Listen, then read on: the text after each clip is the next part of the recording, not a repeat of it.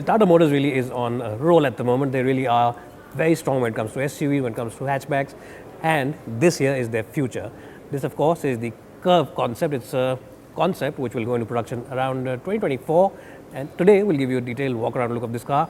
Now, I'm seeing it for the first time, just as you are, and I have to say that this car really does look very sexy. Now, if you remember the HPX which they showed at the 2020 Auto Expo, ultimately it came out as the Tata Punch, and it was very similar to its concept form when it came out. So this car also is going to be 90% or 95% similar to its concept form when it is launched.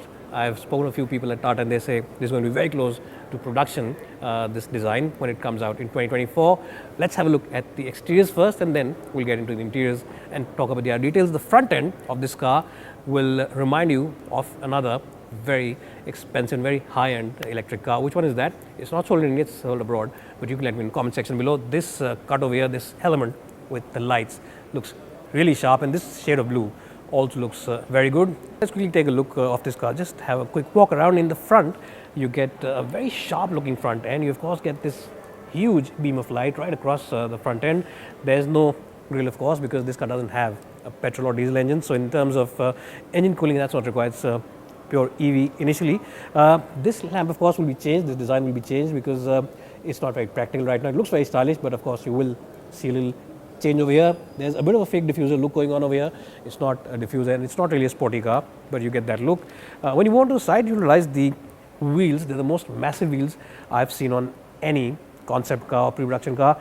20-inch wheels running on 235 profile tires, which really does give this car a lot of personality, a lot of muscle. The only thing which is 100% going to be changed is this, because this currently has a camera to show you the view of the back. So this is something that will be changed, might not be changed, but 90% chance this will be changed, and an actual rear view mirror will appear. Rising waistline is a common theme these days, and of course at the back you can see from a distance, if you go, you'll realize that the silhouette is very similar to the one on the Nexon. This car, of course, is based on the Generation 2 platform. It's not the Generation 1 which Nexon uses. It's a heavily modified platform from Generation 1, but they're calling it Gen 2 platform. And at the back, if you see, again, the same beam of light running right across. Looks very cool, and I really like the design. Now, this is a car which you've not seen on Indian roads, and this is a design which is really stylish and very futuristic. So that's something which a lot of customers, a lot of buyers will truly appreciate. And again, sloping roofline is something which a lot of buyers will really enjoy about this car. What do you think of the looks? You can let me know in the comment section below. Again, another theme of the car is the frameless doors, which look really cool and very sporty indeed. Will they make it to the production car or not? And should Tata put it in the production car or not? You can let me know in the comment section below. Now let's jump inside the cabin and show you the interiors of the Curve, and that is Curve with double V.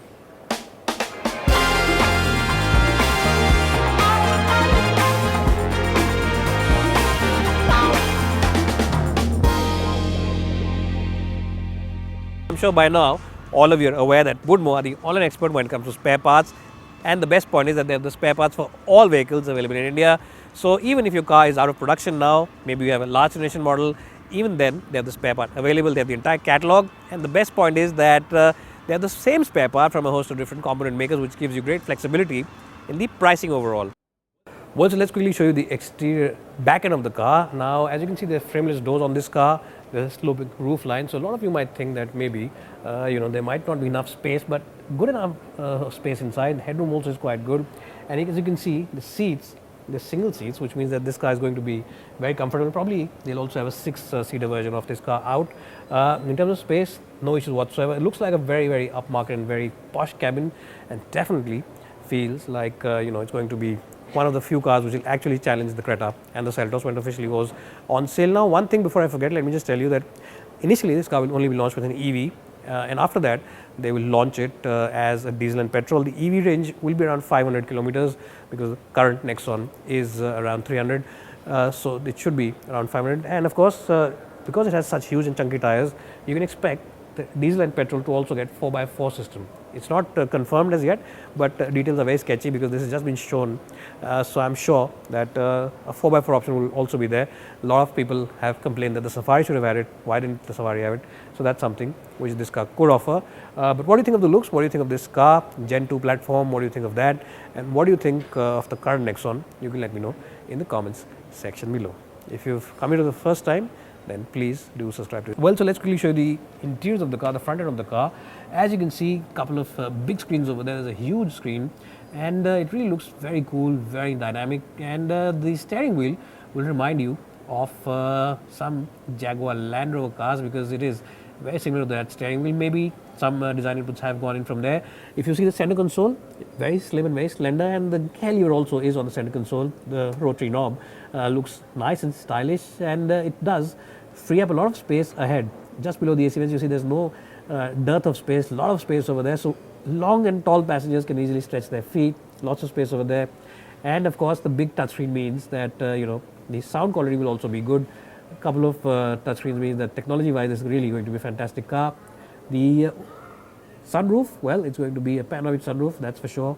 Huge sunroof, and really looks very cool and very classy indeed. What do you think of the interiors of the car? I think it looks very stylish, and I think that Tata Motors really has it the sweet spot with the interiors of this car. If you've come to this channel for the first time and have watched this video till the end, please give us a like, and of course don't forget to subscribe to this channel. We'll see you in the next one.